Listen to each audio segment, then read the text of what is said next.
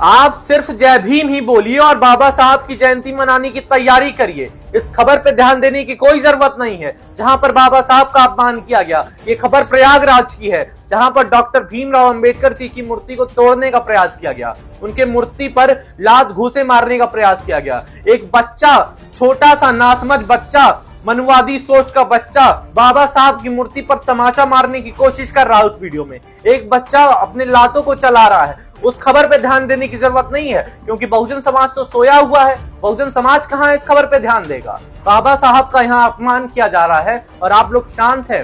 अगर आप आवाज नहीं उठा सकते तो मेरी आवाज को उठाइए, इस वीडियो को शेयर जरूर करिए। अब बात करते हैं इस वीडियो की। ये वीडियो और ये खबर प्रयागराज की है, यूपी की है। प्रयागराज के बमरौली जिले में ये मूर्ति स्थित है जहां पर कुछ बच्चों ने, कुछ आदमियों ने, कुछ लड़कों ने बाबा साहब की मूर्ति के साथ खिलवाड़ करने की कोशिश की। वो वीडियो काफी वायरल हो गया है। आज पूरा दिन, पूरी रात ये वीडियो काफी वायरल है और लोग उस वीडियो को शेयर करके लिख रहे हैं ये काफी आपत्तिजनक है।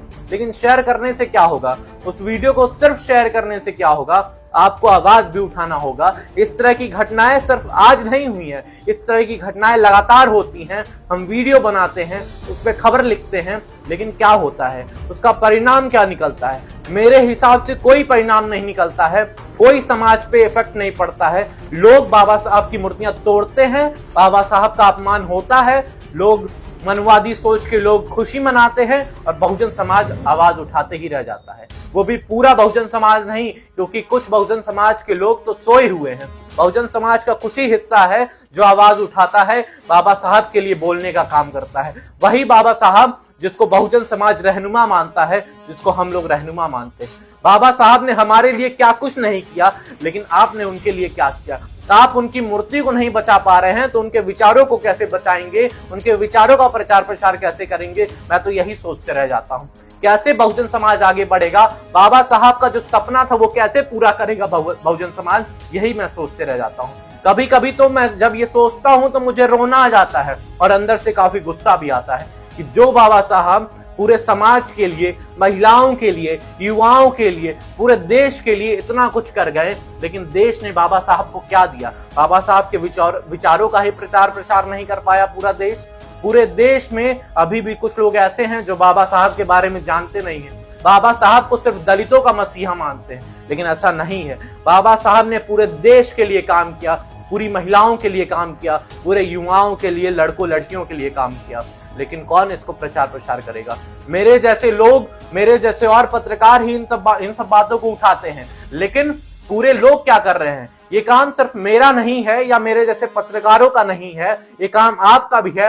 आपका भी फर्ज बनता है कि बाबा साहब के विचारों का प्रचार प्रसार करें, उनकी बातों को दूसरे लोगों तक पहुंचाएं जिनको बाबा साहब के बारे में जानकारी नहीं है। इन लोगों का क्या है? बाबा साहब की मूर्तियां तोड़ रहे हैं, इनकी जिंदगी कहां जाएगी? नरक में जाएगी, या कह सकते हैं बर्बाद होगी इनकी जिंदगी। इन लोगों का कोई मतलब नहीं है। ये लोग आज बाबा साहब की मूर्तियां इसीलिए तोड़ रहे हैं क्योंकि इनकी जो सोच है संक्रमित सोच है और ये जो सोच आगे चल के कुछ काम नहीं करेगी। इनका जो गुजारा होगा बुरी तरीके से होगा, क्योंकि इन्होंने बाबा साहब को जाना ही नहीं है, बाबा साहब को समझा ही नहीं है। बाबा साहब को समझने का मतलब आपको शिक्षित होना पड़ेगा। इसीलिए मैं कहता हूं कि शिक्षित बनिए, संगठित बनिए और संघर्ष करिए। खैर, संघर्ष करने की बारी आ गई है, आपको शिक्षित होने की भी जरूरत है और संगठित होने की भी जरूरत है।